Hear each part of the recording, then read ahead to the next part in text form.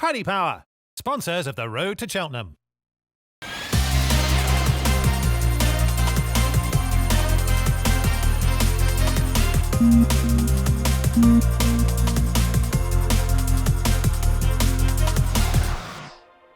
Well, it's been a great day here for the second day of the 2024 Cheltenham Festival. Ruby Walsh and I think we're going to go chronologically because I think the chronology That's the easiest way of remembering it. But also, I think it's important to the story of the day, don't It is. you? Oh, it is. Yeah. It is. Okay, so we'll start, of course, with the Gallagher Novices Hurdle, where Ballyburn was expected to win for Willie Mullins and Paul Townend, and how he won. He did. He was spectacular, travelled really well.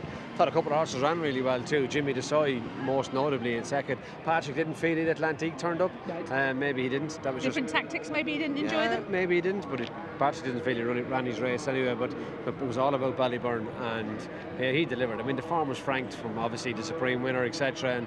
And he was just really good. How he jumped, how he travelled. There was no negative. There wasn't. First 5 home for Willie Mullins as well. It was a sign. It was a sign. Great achievement, but. Look, it's to me, it's probably another story today. You have to buy a ticket to win the lotto. You have to be in. You do, and he's definitely in. I know that, but that comes out in the champion chase more so than anyone. We'll get to that. Let's go on with the Brand Advisory next. And again, Willie Mullins was expected this time with Mark Walsh on board and Factor File, and he delivered too. He did, and a harder ride maybe for Mark than for Paul, in that, like, Paul had a couple of winners under his belt yesterday. Mark has gone out on a really short one, who's a little bit buzzy in the parade ring, going to be a little bit keen, stepping up in trip, and I thought he executed it brilliantly. Horse went the race a little bit early. He got him back, got the horse to chill out, get in close to his fences and pop, and used his jumper when he needed to, 4 out, again at the second last, and committed him to the last. And I love the way he went through the line, Lydia, and almost up into the stable there. Well, I said that to Mark Walsh, and he was playing it down afterwards. But who's he work for? Good point. But Willie Mullins is saying he's working backwards from the Gold Cup, and he outlined this year's Galopin de Champs preparation. Won't that be brazen? Won't that be amazing? Yeah. It'll be great. I can't imagine they'll clash all the way, but it would be brilliant. Yeah, with the possibility maybe that JP might want to bring Factor File to Britain, which might work. Yeah, has he ever won a King George? Can't think of one. Neither can I. Okay, well, there's one. Montesar, ran a good second very yeah, ran a cracker. Stay away fair was a disappointment. Didn't keep going. Yeah. Huge disappointment. Didn't even keep going. But yeah, Montesar ran really well. Yeah, it was Giovinco. I thought was going to threaten turning in, but didn't keep going either. That was a huge run though from him. Big run from him, yeah. Big step forward, right race for Lucinda. I doubted whether that was the right race. I think it proved to be. Usually those trainers have a habit of getting it right. Absolutely. Even though we doubt them all the time. Then we had the first peg of a double for the brothers Skelton, Dan and Harry, with Langer Dan becoming the first horse ever to win the Coral Cup twice. We had the right guest, you just said to me, on Road to Cheltenham last Thursday. We did, and Dan had a great day. I personally didn't really think Langer Dan had dropped enough. I thought he got a great ride to win last year off 141, and I thought, well, he can't get that lucky twice. He didn't need to, and he looked like a 151 horse today. Loads of cynics out there have contacted me to say, oh, come on, Langer Dan, it's obvious, he's just been marking time. If it's that obvious, back it yourself. The point is, I do think you could see it this time last year. This time around, I think what you could see from the outside was a horse that wasn't going that well. He bled at Kempton after the Lanzarote. He's had some ulcers. I think this is a horse that they've managed to get back. So do I. But look, you're going to have cynics and everything. And fair play to them. And they got him back down to that mark, and they had him in great form today. I thought when he got tight at the top of the hill, it wasn't going to happen for him, but that actually only sparked him into gear, and he absolutely bolted in. But it's a great training performance. It is. It got better as well. But first, we had the Queen Mother Champion Chase. Now, this has a habit of throwing up stories, surprises, things that happen, and it's the third year in a row where this race has imploded really early on. I'd say go further. Go back even further than that, I think. Just talking with different people here, how many times do we have matchups in the champion chase that don't materialise? A lot more than we think. And obviously Il Fabiolo didn't get off the ground at the first, made a bad mistake at the second or the third, and then fell at the fifth. Not fell, but all bar fell, and Paul pulled him up. Edward Stone was too soft for him, wasn't it? he never looked comfortable. And even though he wasn't going that hard, he looked like he was flat out compared to the horse on drier ground at Newbury, who seemed to travel much better. Captain Guinness revitalised, and again, I'd say because Edward Stone wasn't dragging him, he was able to stay on the bridle for so much further than he had been in Ireland. Gentleman to me ran well, but look, you have to buy a lotto ticket to win the lotto.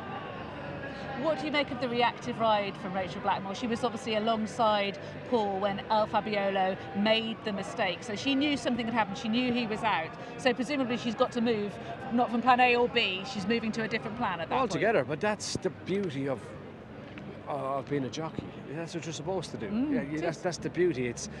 But riding to people that allow you to change. You have to change. You have to ride what's happening in front of you, and you make it up as you're going along. That's what you should do. Start in the right position and then you react. Race riding is reacting to everything that happens around you.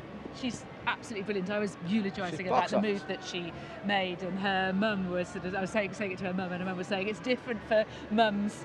We're watching a race in a different way. It's a 4th champion chase as well for Henry de Bromhead, and of course this champion chase, her first, Rachel Blackmore's first, means that she adds it to a Gold Cup, a champion hurdle, and the Grand National as well.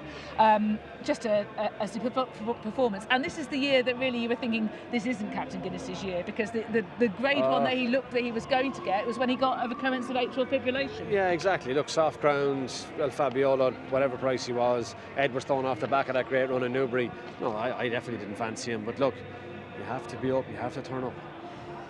Grand Annual was next because the cross country was sadly abandoned due to the waterlogged track, and the Skeltons were back in the winners' enclosure, this time with unexpected party. Yeah, back down in Trip, obviously tried his hand in the Paddy Power. He beat Paul's horse Nappers Hill in Chepstow his first start, all the way back to here, and look, they've worked back from here. Dan as good as told us that last Thursday, that this was their aim, this was their target. He showed resolution I didn't think he had.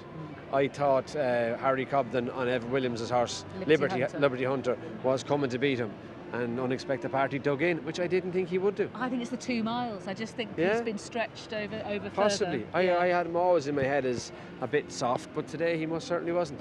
And the reason why I did it chronologically, this going through day 2, was because, of course, everybody expected Willie Mullins to bring the 100 up with El Fabiolo in the Queen Mother Champion Chase and make it 3 years in a row. There was a point where maybe Gentleman Demir were thinking might do it, but in the end, fittingly, it was in the bumper with his son Patrick on board, Jasmin de Vaux, which makes it extra special, I think. I think it does. I mean, when you look at the operation at Claus Sutton, he's the CEO, Jackie's the CFO, and Patrick's the MD. And, you know... How does that work? It works. And it was fitting that Patrick rode him. It was Willie's 13th bumper, probably the right race for Willie to do it in as well. And it was incredible. But it's a huge, to me, sporting achievement. Now, I know I have 2 feet in the Willie Mullins camp, but like to start with tourist attraction, onto Witherowitch, Florida Flower, Florida Pearl, Alexander Banquet, they were the first 5. To go from there to 100. Incredible.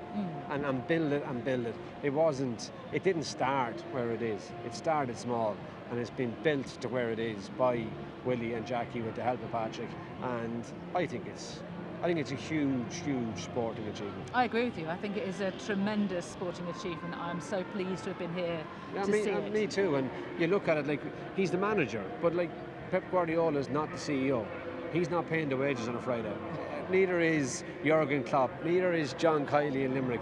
The man, what the 3 of them are doing, but it's his name on the licence, and what he's doing, I think it's remarkable. Yeah, it really is, and he spoke really, really well afterwards, after that win and bringing his century up. I urge you to go to racingtv.com and have a look at the interviews, but the best interview was given by Patrick, who just gave an insight to what it's like to work there, why he thinks his father is so brilliant, and he had so many interesting, compelling things to say, and he really took you to the inside of Claus Sutton, and he was just setting out what he thinks the milestones in his father's career was, and he spoke beautifully. And I do urge you to go and watch it. It was really good. The massive one was definitely not selling Witherowitch. That was huge. Patrick was also saying Jigginstown, deciding to come back bigger, stronger, better after Jigginstown walked away. But that was a dark morning. Of course. And it's the reaction though that is the reaction point. was incredible. But to set out with Witherowitch in '95 and decide himself and Jackie, when they could have done with it, that we can't sell him. we have to keep a share of them, or we're going to be pin hookers. He wanted to be a racehorse trainer. That's where he started. That's something else that Patrick's saying as well, the ability to make decisions, perhaps unexpected decisions, to try things and not be afraid to do so. You know, those kind of things. Never afraid of being wrong. And when you were riding for him, he never made you feel that you should be afraid of making a mistake. He's just huge. That's really good. That kind of trust in all members of your team, I think, is that's what does delegation. And there was Noel O'Callaghan who owned Alexander Banker. He used to quote on that: the 3 Ds in life: decide, disappear, and delegate. I'm not sure he ever managed any of them, but anyway, I do. And look, he's been a huge part of my life. Yeah, go on. No, what would you say Willie Mullins means to you? A lot.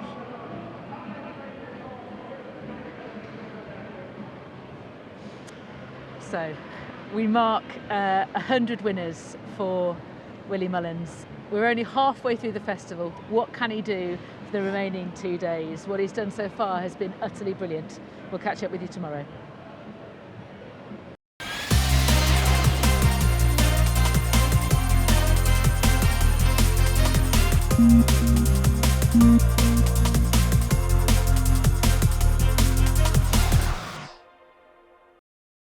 Paddy Power, sponsors of the Road to Cheltenham.